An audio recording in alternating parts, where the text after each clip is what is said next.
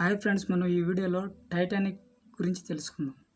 James Cameron పుణ్యమని ఇటీవల Titanic పేరు అందరికీ సుపరిచితమైంది. నేటి మారక ద్రవ్యంలో సుమారు 2000 కోట్ల రూపాయలతో నిర్మించిన ఈ బ్రహ్మాండమైన నౌక నేటి ప్రపంచ ప్రసిద్ధి చెందిన నౌకలన్నింటినీ తనదల్లింది. అసలు టైటానిక్ అంటేనే బ్రహ్మాండం అని అర్థం.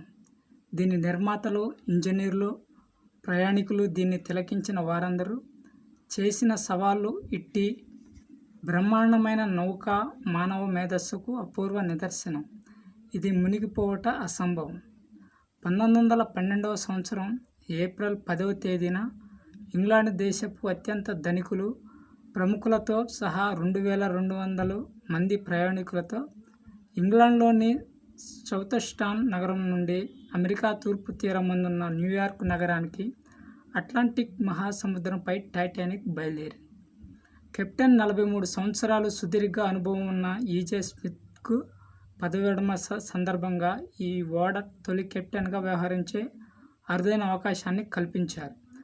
3 రోజుల పాటు టైటానిక్ ప్రయాణం ఎంతో ఉల్లాసభరితంగా సాగింది. అది శీతాకాలం.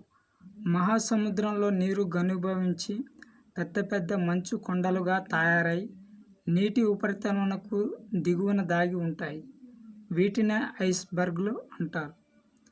ఓడ బయలుదేరిన నాటి నుండి దానికి రేడియో సంకేతాలు అందుతున్నాయి. ఒక ఏప్రిల్ 14వ తేదీన ఇలాంటి ప్రమాద హెచ్చరికలు ఇతర నౌకల నుండి టైటానిక్ వైర్లెస్ సెట్లతో 7 సార్లు ప్రతిధ్వనించాయి. మంచు కొండనైనా ఛేదించగల శక్తి తమ టైటానిక్ ఓడకు ఉందని కెప్టెన్ స్మిత్ నమ్మకం. 62 ఏళ్ల కెప్టెన్ స్మిత్ తన అనుభవంపై అతి నమ్మకంతో ఏమరుపాటుగా వ్యవహరించి నిరంతరాయంగా ఓడను చేరుతున్న ప్రమాద హెచ్చరికలను నిర్లక్ష్యం చేసి అత్యంత ప్రమాదకరమైన స్థలంలో అతి వేగంతో ఓడను నడిపించాడు. ఏప్రిల్ 15వ తేదీన అర్ధరాత్రి 2 గంటల వేళ అట్లాంటిక్ మహాసముద్రంలో ప్రయాణిస్తున్న టైటానిక్ సముద్ర గర్భంలోని ఒక మంచు కొండను ఢీకొన్నది. తరిమిలా ఓడ దిగువ భాగంలో సముద్రపు నీరు ప్రవేశించి క్రమంగా ఓడనంతా ముంచివేశాయి. 2.5 గంటల ఉద్విగ్నభరితమైన సమయం తర్వాత ఆ గొప్ప ఓడ మహాసముద్రపు అడుగు భాగానికి చేరింది. లైఫ్ బోట్ల సహాయంతో 700 మంది ప్రయాణికులను రక్షించగలిగారు. మిగిలిన 1500 మంది ప్రయాణికులను మహాసముద్రం మింగివేసింది. నేటి దినాల్లో చాలామంది టైటానిక్ ఓడలోని ప్రయాణికుల వల్లనే జీవించుతున్నారు. ఈ జీవితం బ్రహ్మాండం అనుకుంటూ ఈ లోకం అనే సముద్రంలో తమ బ్రతుకు నవలను నడిపిస్తున్నారు.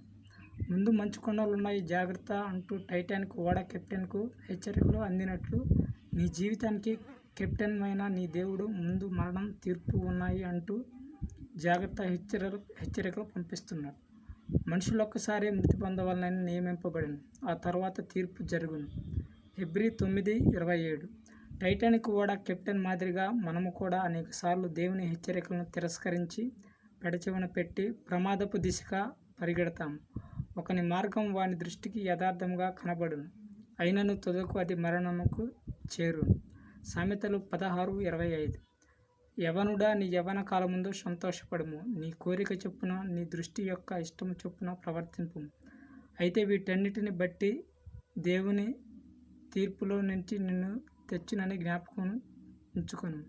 ప్రసంగి 11:9. పాపములో జీవిస్తూ చనిపోయిన వాని ఆత్మ యుగయుగములు భయంకరమైన బాధ, వివరించలేని వేదన, చెప్పలేని నిట్టూర్పు కలిగి ఉంది. నరకంలో అగ్ని ఆరదు, పురుగు చావదు అని దేవుడు హెచ్చరిస్తున్నాడు.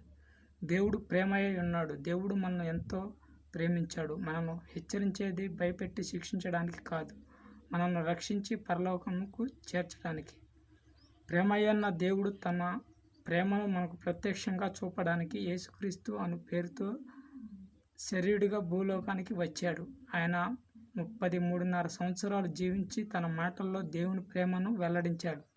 తన చూపుల్లో దేవుని కరుణను ప్రసరించాడు. తన స్పర్శతో దేవుని వాత్సల్యాన్ని అందించాడు. తన క్రియల్లో దేవుని శక్తిని బయలుపరిచాడు. తన మరణంలో దేవుని ఉగ్రతను భరించాడు. నిజానికి మన పాపం బట్టి శిక్షింపబడాల్సింది మనమే. అయితే యేసుప్రభు మన స్థానంలో మన పక్షముగా మనం పొందవలసిన శిక్షను తానే భరించి శిలువలో అమూల్యమైన రక్తమును కార్చి మరణించాడు. సమాధి చేయబడి 3వ దినమున తిరిగి లేచాడు. ఆయన మన నిమిత్తము తన ప్రాణమును పెట్టెను గనుక దీనివల్ల ప్రేమ ఎట్టిదో తెలుసుకొని చున్నాము. 1 యోహాను 2:16. టైటానిక్ ప్రయాణికులు మంచు కొండ రూపంలో దాగిన మృత్యువును ముందుగా ఎరుగక దాని వాత పడిరి. అటువలే ఏనాడు మరణం మనను ఈ లోకం నుండి కొనిపోనో తెలియదు.